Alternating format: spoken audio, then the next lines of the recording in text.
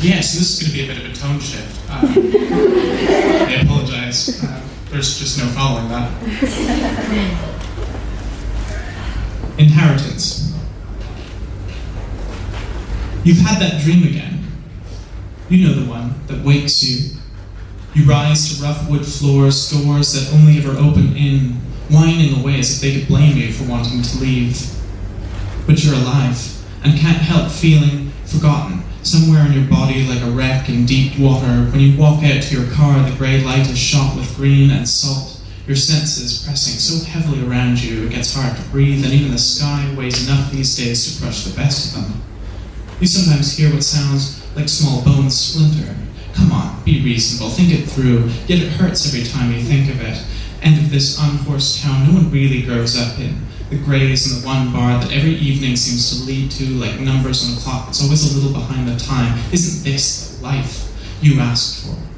The hand-me-down that looked so good on your big brother, worn thin over you now, thin over your shoulders, your ribs like the empty substation your brother's friends haunted as kids, consecrating it with stolen beer and piss, but you made it your temple, imagining how gods once hummed in the wiring, the rituals, the sacrifice. But even then you'd begun to find yourself beneath your senses, your body just some house you inherited, never really yours, the taste of rust, iron in your synapse, the touch come apart, the seam.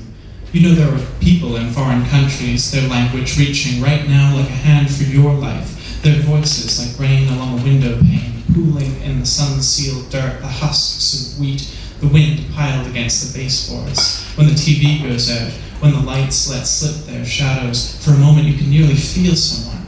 You wonder, what, if not you, will reach back when you wake in the dark? Who do you think you are?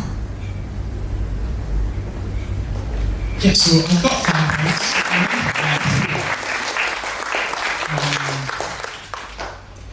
So I grew up in Canada, and this pamphlet's kind of, I guess, sort of centered around that. And I've been asked to read poems that I don't normally read tonight, because a few people have heard me read before. So I'm going to do one that I had to record recently, and I hate the sound of my own voice. And so it took me way more tries than it really should have.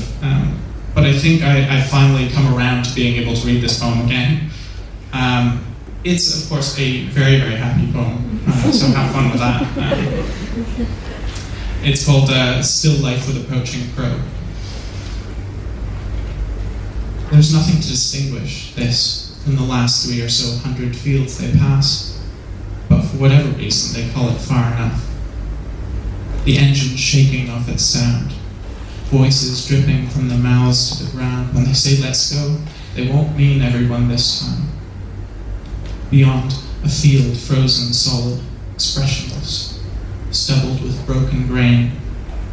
They'll leave him, loose as teeth in his life, lashed to a fence post.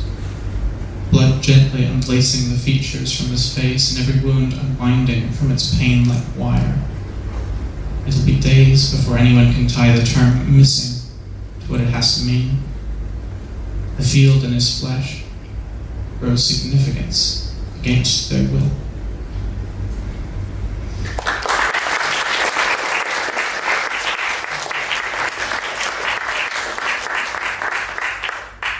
So the chapbook just arrived today, which means I'm not actually sure. I haven't worked out my reading schedule on this yet, so bear with me a second.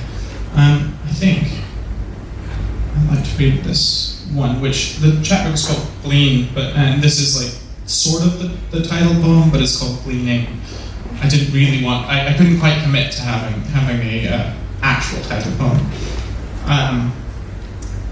So I don't think there's anything to say about this, it's just called Gleaning. On hands and knees, you take what you call the middle ground. If a God can be found here, it's because he couldn't commit either, combing like waves the shingle, wanting just some scrap worth settling on. Life, at least, has settled on your body like silt on that wreck no one survived.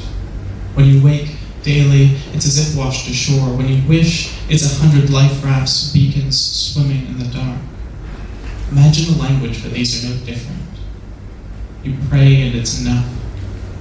Instead you lie awake, knotting sheets, small hours heaped up like driftwood. You could manage, make do, get by, and you can, But there's a loss for every light, for every sense is salvage. Just to be alive to this world is an act of war. You know that to take a hand, some small thing will go unheld. Hands alone keep loss from reclamation. Only in this language is the sky something less than heaven.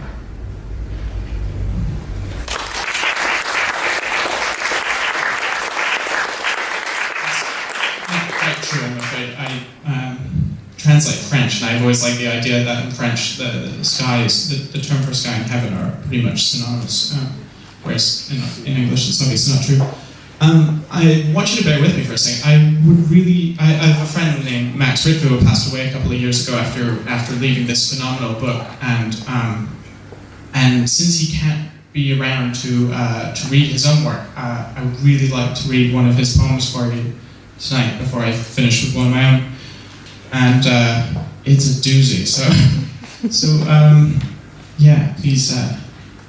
This is called Afternoon. When I was about to die, my body lit up, like when I leave my house without my wallet. What am I missing? I asked, patting my chest pocket. And I am missing everything living that won't come with me into this sunny afternoon. My body lights up for life like all the wishes being granted in a fountain at the same instant, all the coins burning the fountain dry, and I give my breath to a small bird-shaped pipe. In the distance, behind several voices haggling, I hear a sound like heads clicking together, like a game of pool played with people by machines.